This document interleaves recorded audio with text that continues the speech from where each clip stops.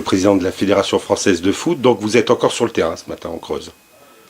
Ben oui, je crois que c'est un plaisir d'abord de rencontrer des gens passionnés qui travaillent bénévolement avec beaucoup de passion pour le football. Donc c'est toujours un honneur d'être reçu dans un district important qui travaille sérieusement.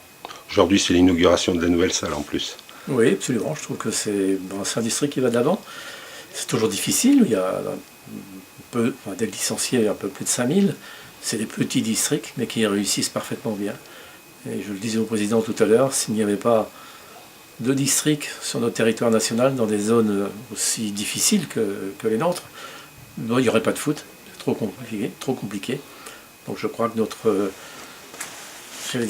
formule avec ces ligues, ces districts et les hommes qui sont passionnés permettent à plein de gamins de jouer au football. Vous avez vu, président, on travaille beaucoup en Creuse sur le foot féminin.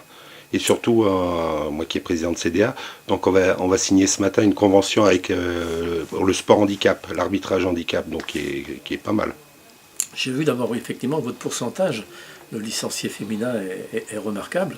Je crois que si au niveau national nous étions à ces chiffres-là, on battrait tous les records. Donc vraiment là, tous mes compliments pour les clubs, vous les dirigeants qui recevez des jeunes filles et qui ont eu beaucoup d'équipes de très bon niveau. Puis j'apprécie largement la signature que nous allons honorer tout à l'heure. Ça montre que vous travaillez toujours pour les autres avec des intentions louables. Un petit mot sur l'équipe de France, vous ne pouvez pas y échapper. Je vous avais vu au mois de juin, président, vous m'avez dit ça va tourner, et ça a tourné. Écoutez, je pense que l'équipe est complémentaire. Elle est jeune, elle progresse. Les joueurs aiment le maillot, ils ont envie de bien faire. Ça s'est vu au Brésil, ça s'est vu contre l'Espagne en match amical ou en Serbie avec des joueurs les remplaçants quand même. Didier a bien les choses en main. Je crois que l'Euro, on va préparer les choses sérieusement. On a des échéances importantes avec nos espoirs aussi qui vont jouer le mois prochain pour la qualification pour les championnats d'Europe. Et l'équipe de France féminine qui vient de se qualifier pour les championnats du monde au Canada. Donc nos équipes nationales sont toutes dans les grandes compétitions. Je crois que c'est pas mal pour l'image. Et président, on a recruté Frédéric Cano, qui est arbitre assistant international. Donc ça serait pas mal. On l'a recruté en tant que CTA dans la Ligue. Donc ça serait pas mal, sera peut-être à l'Euro. Peut-être, mais écoutez, on va voir. Je pense que l'arbitrage français, lui aussi, progresse. En tout cas, on a mis des choses en place avec des hommes sérieux qui s'en occupent. On a envie qu'ils fassent encore mieux. Je sais que c'est difficile, très très difficile. En tout cas, quand je vois d'autres matchs, on n'a pas à se plaindre de la qualité de nos arbitres. Je pense qu'ils sont de très bon niveau, qui travaillent sérieusement et qui progressent. Un petit mot, c'est tous les internautes se la posent, sur la retraite de Ribéry.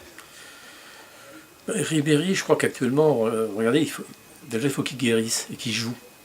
Je crois que c'est un garçon qui aimait l'équipe de France. Il ne faut pas se raconter d'histoire. Il a quand même contribué à beaucoup de victoires.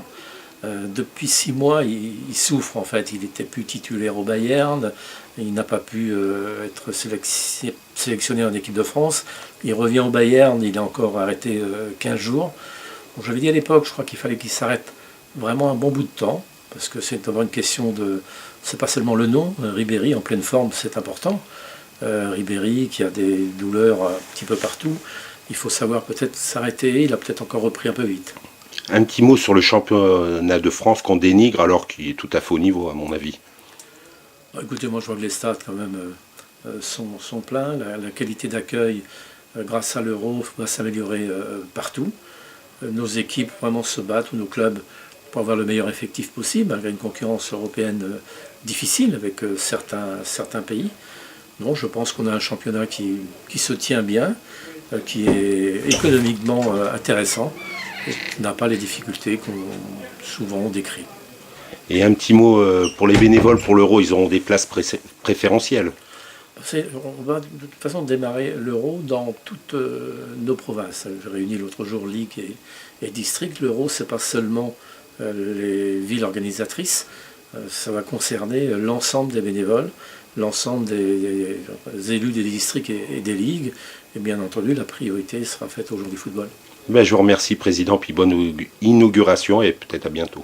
Écoutez, je suis très heureux d'être là.